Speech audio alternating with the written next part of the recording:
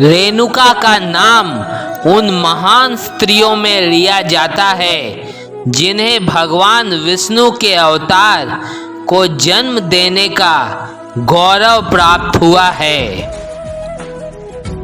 रेणुका भगवान परशुराम की माता थी, यह बात तो सभी जानते हैं, परंतु उनका यह गौरव प्राप्त करने के पीछे की कथा के बारे में बहुत कम लोग ही जानते होंगे।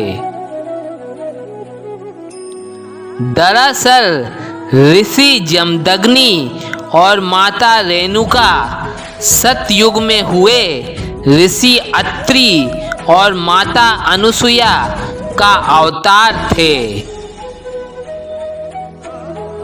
एक बार की बात है, नारद मुनि माता जगदम्बा के पास आए और उनसे कहा कि आने वाले युग में क्षत्रियों का अत्याचार धरती पर बहुत बढ़ जाएगा और उस समय उन क्षत्रियों के अत्याचार से इस धरा को मुक्त कराने के लिए भगवान विष्णु परशुराम का अवतार लेंगे।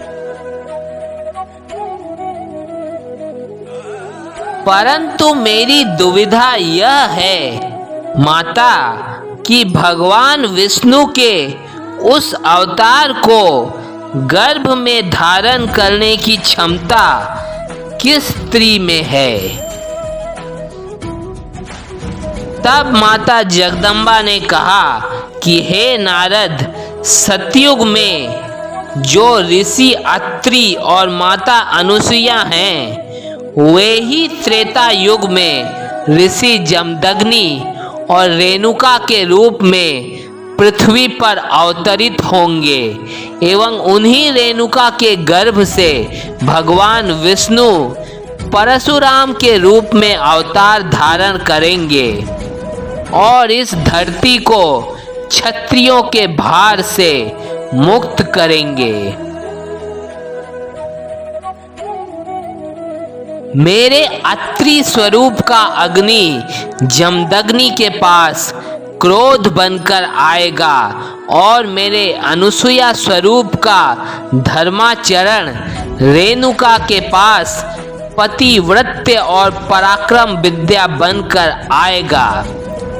ऐसा भी आदि माता उस समय कहती है।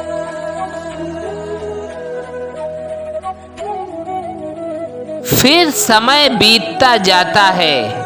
त्रेता युग के महान सम्राट मानधाता के पौत्र प्रतिसेन जीत की रेणुका और वेणुका नाम की दो अत्यंत रूपवती कन्या थी।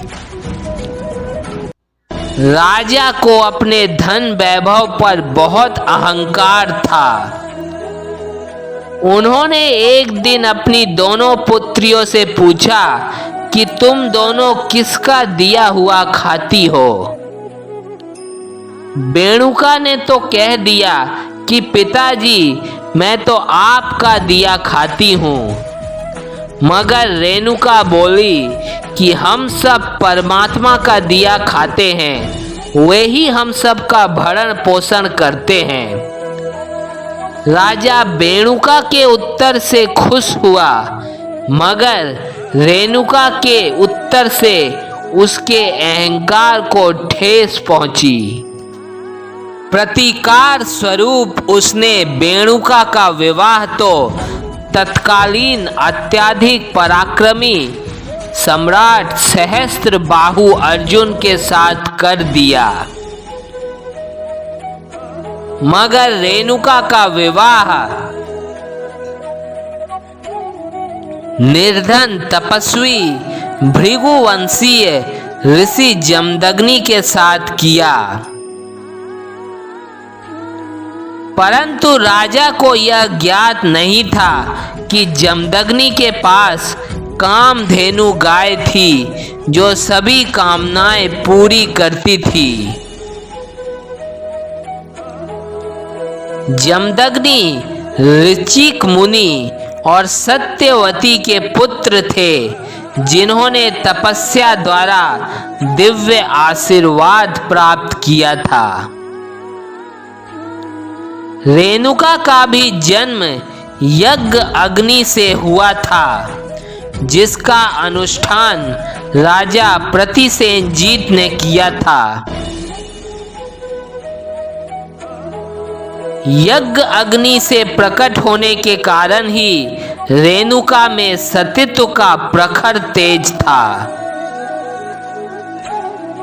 रेणुका ने सभी अनुष्ठानों में ऋषि जमदग्नि की सहायता की थी। रेणुका और जमदग्नि की एक पुत्री अंजना थी और उन दोनों के 5 पुत्र थे, जिनका नाम क्रमशः ऋषभवान, सुहोत्र, वसु, विश्वावसु तथा राम थे। राम को ही आगे चलकर परशुराम कहा गया।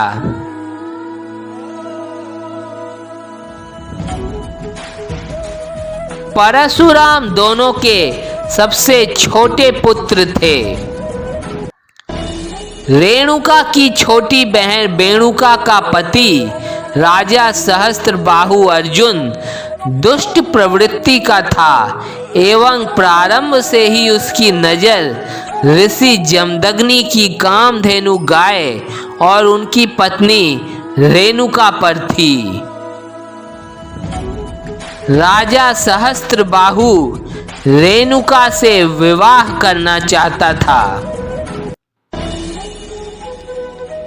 एक दिन जब परशुराम आश्रम में उपस्थित नहीं थे, तब राजा सहस्त्रबाहु अर्जुन ने जमदग्नि और उनके 4 पुत्रों का वध कर दिया। फिर उसने रेणुका पर भी बुरी नजर डालकर उसका अपहरण करने की चेष्टा की। यह देखकर रेणुका वहीं पास में ही स्थित राम सरोवर नामक तालाब में कूद गईं और अपने प्राण दे दिए। जब परशुराम ने लौटकर यह सब देखा तो वे अत्यंत क्रोधित हो गए एवं उन्होंने राजा सहस्त्रार्जुन का वध करने की प्रतिज्ञा की। फिर भगवान परशुराम ने सहस्त्रबाहु अर्जुन का उनकी सेना सहित विनाश कर दिया। फिर उन्होंने 21 बार इस पृथ्वी के भार को क्षत्रियों का संहार करके हल्का किया था। उन्होंने केवल अत्याचारी क्षत्रियों का ही वध किया था।